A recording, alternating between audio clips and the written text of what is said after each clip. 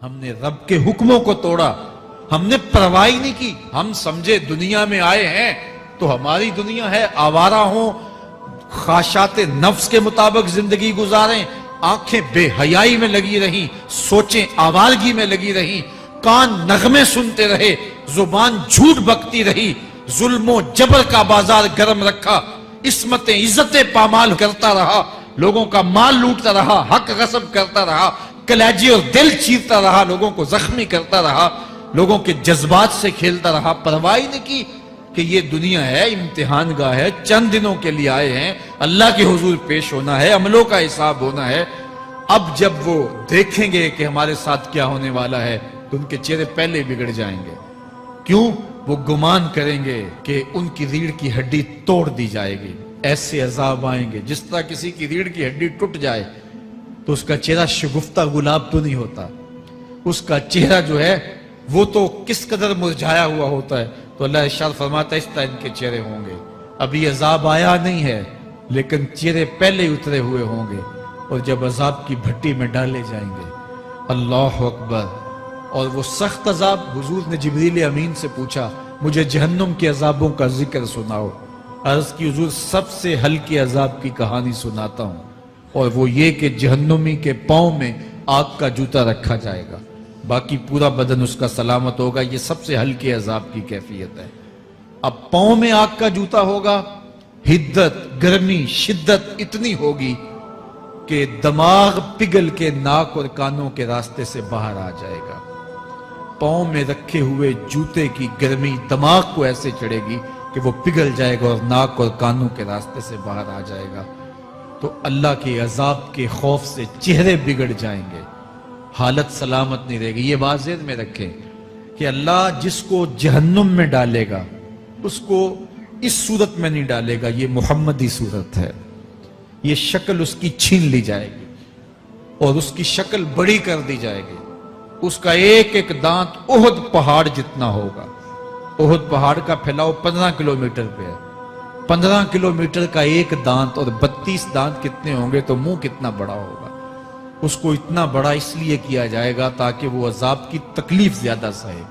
70 گز موٹی کھال ہوگی، اور کھال جل جائے گی تو اللہ قرآن میں فرماتا ہے ہم نئی کھال دے دیں گے تاکہ عذاب کی تکلیف اس کو گوارا کرنی پڑے۔ پھر چیخے گا، چلائے گا، ہائے مجھے پانی دو، پانی دو، پیاس کی شدت ہے۔ 70 سال تک تو اس کی کوئی آواز ہی نہیں سنے گا۔ 70 سال کے بعد داروغہ جہنم چیخ کر کہے گا کیا مانگتا ہے؟ وہ بولے گا مجھے پانی چاہیے۔ کہا جائے گا تو بے بھی ملتا ہے پانی۔ پھر داروغہ جہنم اسے پانی دے گا، کوکا کولا کی بوتل دے گا یا پیپسی تھما دے گا یا منرل واٹر کی بوتل دے گا؟ نہیں، قرآن بتاتا ہے اسے مائے حمیم دیا جائے گا، کھولتا ہوا پانی، اور وہ اتنا گرم ہوگا جب پینے کے لیے چہرے کے قریب کرے گا اس سے اٹھتی ہوئی بھاپ کی وجہ سے چہرے کی کھال ادھڑ کے اس کے اندر گر پڑے گی، لیکن اس کے باوجود اس کو پینا پڑے گا۔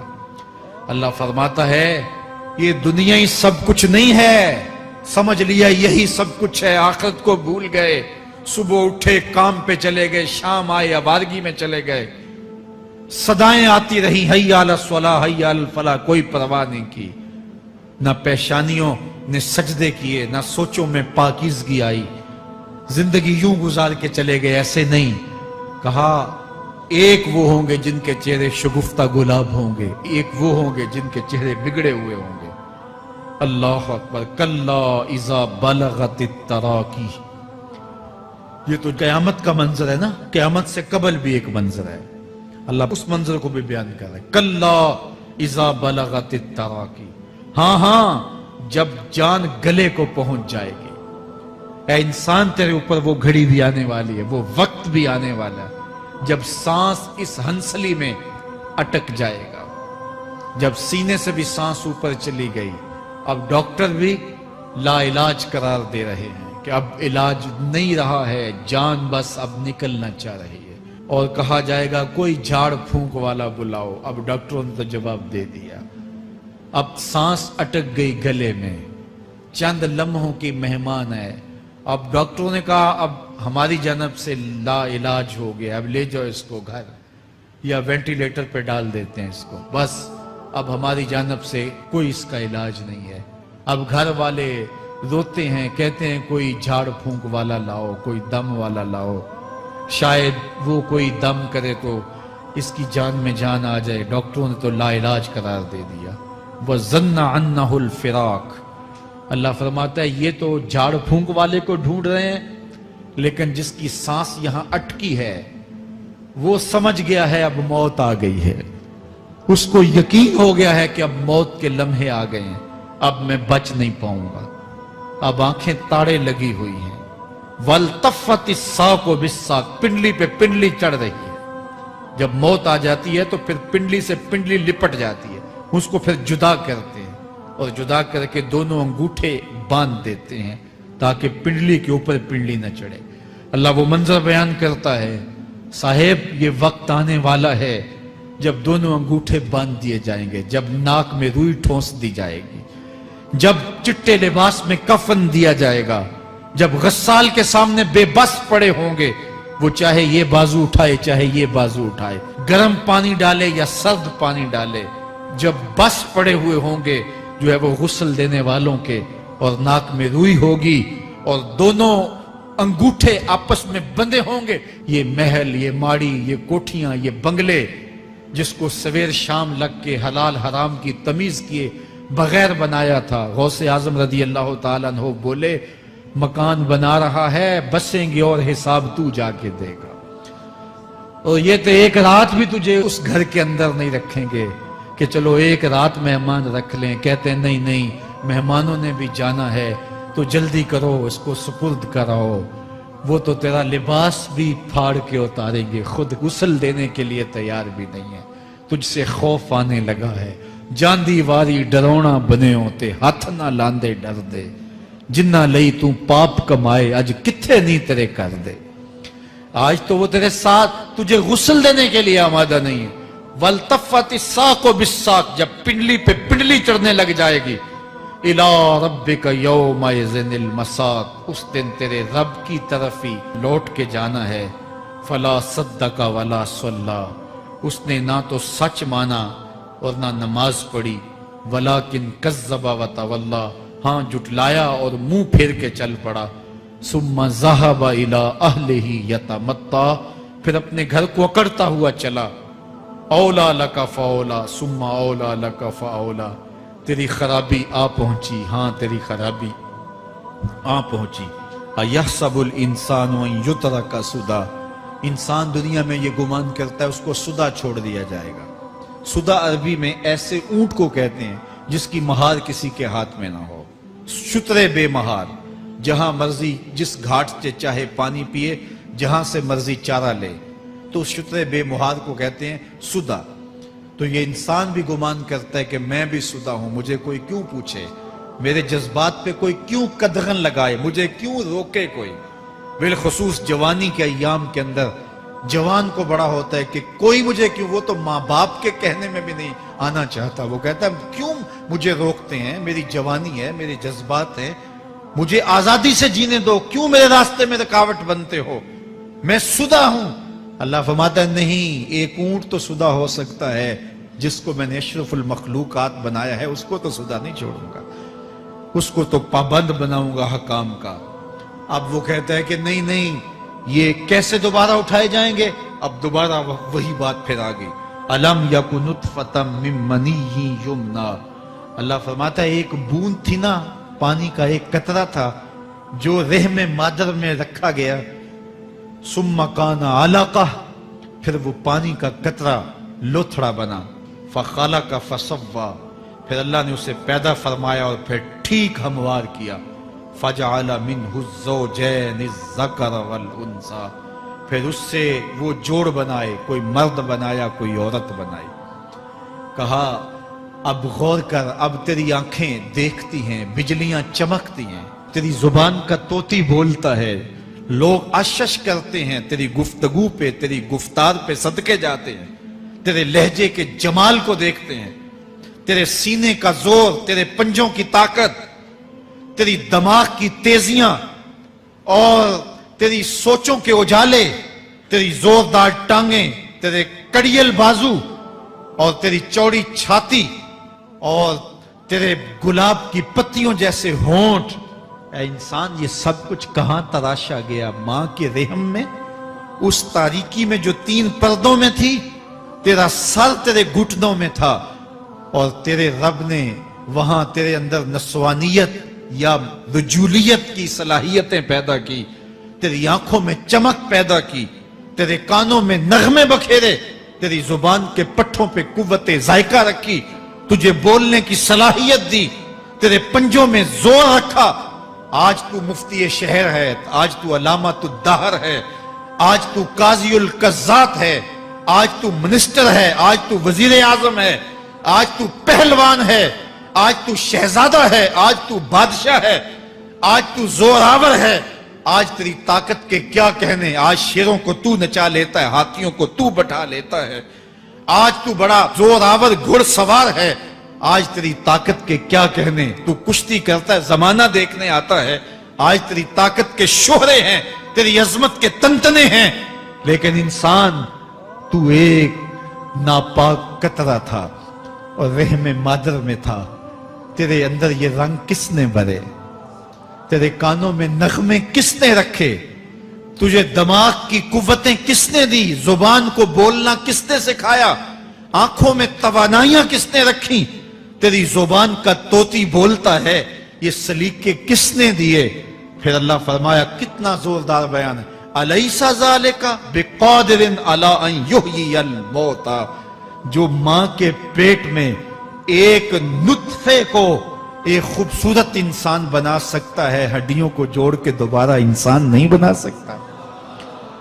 کیا وہ دوبارہ تجھے کھڑا نہیں کر سکتا اپنے سامنے پیش ہونے کے لیے، جس کے حکموں کو تو نے توڑا ہے، جس کے فرامین کا تو نے مذاق اڑایا ہے؟ کیا وہ اتنا ہی بے بس ہے کہ اپنے حضور تجھے جو ہے وہ کھڑا ہی نہیں کر سکتا ہے؟ جس رب نے تجھے ماں کے شکم میں شکل دی، حضرت شیخ فرید الدین عطار بولتے ہیں، سانے کزتی سلاتی می شود، ایسا کاریگر ہے مٹی سے بادشاہ بنا ڈالتا ہے۔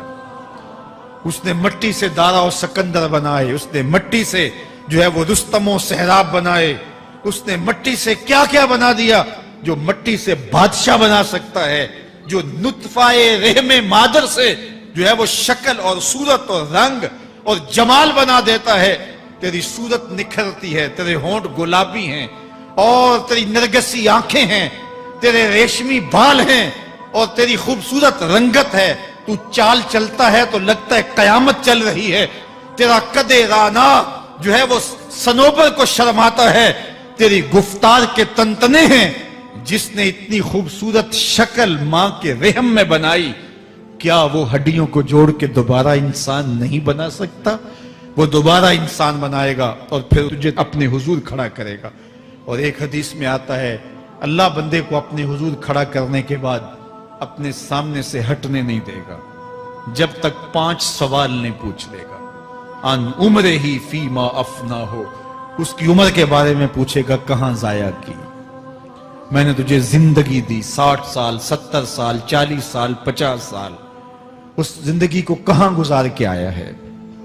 ان شبابہ ہی فیما ابلا ہو، اس کی جوانی کے بارے میں پوچھا جائے گا، جوانی کہاں گزار کے آیا ہے؟ مجنوں تو نہیں بنا رہا، خواہشات کا اسیر تو نہیں ہو گیا، دیوانوں کی طرح زندگی تو نہیں گزار کے آ گیا؟ تیری جوانی کسی چوک میں تو نہیں گزری، تیری جوانی آوارگی میں تو نہیں گزری، ساری رات سوشل میڈیا کے اوپر گندگی اور غلاظتیں تو نہیں دیکھتا رہا؟ تیری زندگی گزری کہاں ہے؟ تیری جوانی گزری کہاں ہے؟ اگر کوئی جواب نہ ہوا تو پھر کیا جواب دے گا؟ اور وہ کتنا خوش نصیب ہوگا جو کہے گا، مالک میری جوانی سجدوں میں گزری، میری جوانی قیام میں گزری، میری جوانی رکوع میں گزری۔ میرے حضور فرماتے ہیں، سبعۃ یظلھم اللہ فی ظلہ یوم لا ظل الا ظلہ، 7 اشخاص ایسے ہیں قیامت کے دن جب کوئی سایہ نہیں ہوگا، اللہ ان 7 کو اپنے عرش کا سایہ دے گا۔ ان میں سے دوسرا شخص میرے حضور نے بیان فرمایا، وَشَابٌ نَشَأَ فِي عِبَادَةِ اللَّهِ، وہ جوان جس کی جوانی اللہ کی عبادت میں گزرے۔ جوانوں، اپنی زندگی کو مالک کی دہلیز پہ لے آؤ۔ جوانی وہی ہے جو مالک کی چوکھٹ پہ گزرے۔ اپنے دل کا تعلق جوڑو، عشق کرنا ہے تو پھر آمنہ کے لال سے کرو، محبت کا رشتہ ان سے جوڑو، تعلق کا ربط ان سے قائم کرو، جوانی کو دین کی راہ پہ ڈالو۔ اللہ اکبر۔ سنو میرے حضور کا فرمان، آنا حبیب اللہ، میں اللہ کا حبیب ہوں۔ پھر فرمایا الشاب التائب حبیب اللہ، جو جوانی میں توبہ کرے وہ بھی اللہ کا حبیب ہے۔ آؤ اللہ کے حبیب بن جاؤ، اللہ کے حبیب بن جاؤ، اللہ کے حبیب بن جاؤ، اللہ کے محبوب بن جاؤ۔ لیلۃ القدر کی گھڑیاں ہیں، رات کا پچھلا پہر ہے، اللہ کے حضور یہ عہد کر کے اٹھو، مالک جو زندگی گزر گئی، آئندہ جوانی کا ایک ایک لمحہ تیرے لیے گزرے گا۔ جیوں گا تو تیرے لیے، مروں گا تو تیرے لیے۔ میری ایک ایک سانس تیرے نام وقف ہوئی، میری زندگی کی ایک ایک ساتھ تیرے نام وقف ہوئی۔ میں اپنا سب کچھ تیرے لیے پیش کرتا ہوں۔ میری زندگی کا مالک بھی تو ہے، میری موت و حیات کا خالق اور مالک بھی تو ہے۔ یہ زندگی تو نے دی، تیری امانت ہے، تیرے حضور ہی پیش کرتا ہوں۔ اور لیلۃ القدر کی گھڑیوں میں اس عزم کے ساتھ گھروں کو لوٹو کہ اللہ میری زندگی کا ایک ایک لمحہ تیرے نام ہوا، آنے والے موسم تیرے نام ہوئے، میری جوانی تیرے نام ہوئی، میرے آنسو تیرے نام ہوئے، میری پیشانی تیرے نام ہوئی، میرے دل کی دھڑکن تیرے نام ہوئی، میری صلاحیتیں تیرے نام ہوئی۔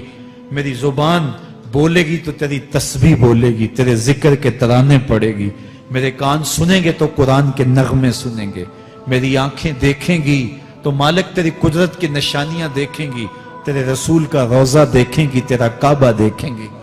مالک میری زبان سچائی کے نور سے مالا مال ہوگی اور میں ساری زندگی تیرے نام کرتا ہوں۔ اور جب آپ اپنی ساری زندگی اللہ کے نام کر دیں گے تو پھر وہ پوری کائنات تمہارے نام کر دے گا۔ کی محمد سے وفا تو نے تو ہم تیرے ہیں، یہ جہاں چیز ہے کیا لوح و قلم تیرے ہیں۔ اللہ آپ سب کو اپنی پناہ میں، امان میں اور حفاظتوں کے ساتھ میں